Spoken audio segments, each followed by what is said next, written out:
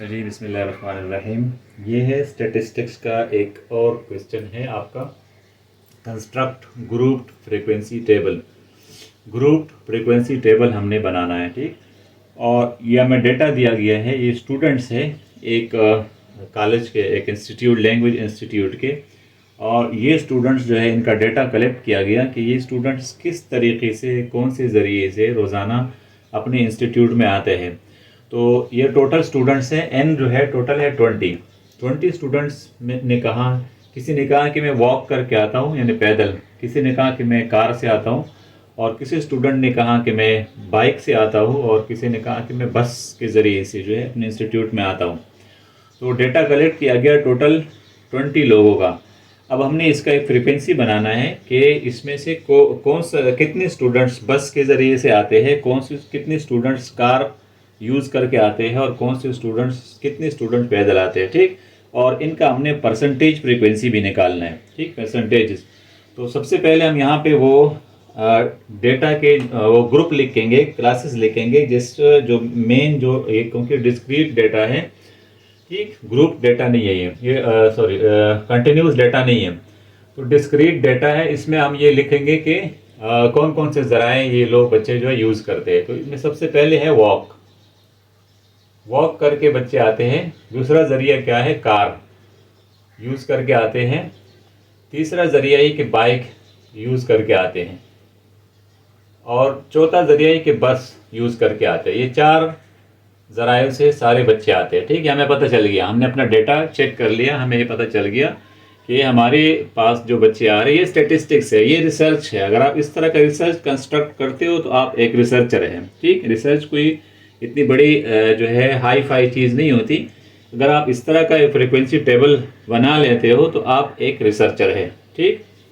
अच्छा, तो ये आपने डेटा बना लिया कि वॉक, कार, बाइक और बस, आपने कैटेगरीज बना ली डेटा देख के। अब आपने इसको टैली करना है। तो टैली हम शुरू करते हैं। सबसे पहले जो खाना है, मैं यहाँ से स्टार्ट कर देता हूँ, ठीक। मेरे पास पहला है वॉक करके एक बंदा आता है, और दूसरा बंदा इसी में आता है कार के ज़रिए से, ठीक। तो ये दोनों मेरे हो गए, ठीक, मैंने टैली कर दिया इनको। अच्छा, आगे जाता हूँ। ये वॉक है और फिर बस है। वॉक को मैं यहाँ लाइन ड्रॉ करूँगा और बस का लाइन मैं यहाँ पे ड्रॉ करूँगा, ठीक। दूसरा भी मेरे पास हो गया। अब तीसरे पे चलता हूँ। बाइक है मेरे पास, बंदा आता है इंस्टीट्यूट में बाइक के थ्रू, और दूसरा बंदा आ रहा है कार के थ्रू। कार के आगे लाइन ड्रॉ करूँगा। चौथी लाइन है मेरे पास, कॉलम है बस और वॉक। बस के आगे लाइन ड्रॉ करूँगा और वॉक के आगे लाइन ड्रॉ करूँगा। पांचवा कॉलम है car and walk, car and walk. और छठा कॉलम है वॉक और बस। वॉक के 5 पूरे हो गए, उसको मैं काट दूंगा, 5 का एक ग्रुप बन गया। और नीचे लिखूंगा बस। यहाँ ये जो कॉलम है, इसमें मेरे पास है बाइक एंड कार। एक लाइन बाइक के आगे, एक लाइन कार के आगे लिखूंगा, डाल दूंगा, ठीक, ड्रा करूंगा। और वॉक एंड कार, वॉक के आगे एक लाइन और डाल दें, और एक लाइन आप डाल दें कार। तो कार वाला भी 5 का ग्रुप पूरा हो गया, इसको काट दें। अच्छा, ये वाला लाइन है मेरे पास, 9वां लाइन है वॉक और बस।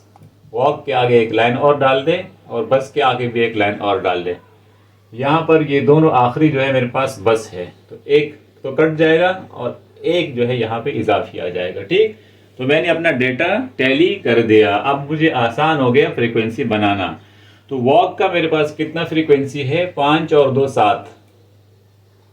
7 लोग जो है मेरे पास वॉक करके जो है इंस्टीट्यूट में आते हैं, ठीक। और कार के ज़रिए से कितने बच्चे आते हैं, 5, ठीक। और बाइक यूज़ करके कितने आते हैं, 2। और बस के ज़रिए से कितने आते हैं, 6 लोग आते हैं, ठीक। अब मैं इसको जांच भी करूँगा, ये मेरा डेटा सही है भी कि नहीं है। तो मैं n लिखूँगा, टोटल नंबर ऑफ ऑब्जर्वेशंस, ये कितने हैं। तो 7 और 5 12, 12 और 2 14, 14, 14 और 6 20। तो मेरा डेटा जो है वो मैंने करेक्टली यहाँ पे प्लेस कर दिया। अब मैंने क्या करना है, अब मैंने इसकी बनानी है फ्रीक्वेंसी, परसेंटेज में डालनी है। तो फ्रीक्वेंसी परसेंटेज में डालने का फार्मूला ये है कि मैं F divide by N, F यहाँ पे लिख ले, F divide by N multiplied by 100, ठीक, ये फार्मूला है। तो जब मैं इसके निकालूंगा पहले वाले कॉलम का, यहाँ पे निकाल लें आप, ये फ्रीक्वेंसी का जो फार्मूला है यहाँ ऊपर आप लिख सकते हैं, ठीक, 7 multiplied by 20 divide by 20 and multiply by 100, ठीक। इसको आप कैलकुलेटर से भी कर सकते हो और इसको आप किसी और ज़रिए से भी कर सकते हो। तो ये आपके पास आएगा डेटा, टोटल आएगा आपके पास 35%, ठीक। 35% आपके पास लोग जो है इसके ज़रिए से आते हैं, वॉक करके आते हैं, 35%। अगला मेरे पास है कार। कार में कितने बच्चे आते हैं? तो 5 डिवाइड बाई 20 मल्टीप्लाई बाई 100, तो ये कितना हो जाएगा आपके पास? 5 को 20 पे डिवाइड करें तो ये हो जाएगा 1/4, तो ये आते तकरीबन आपका 25%, ठीक। जो कार के ज़रिए से आपके पास बच्चे आते हैं दैट इज़ 25%।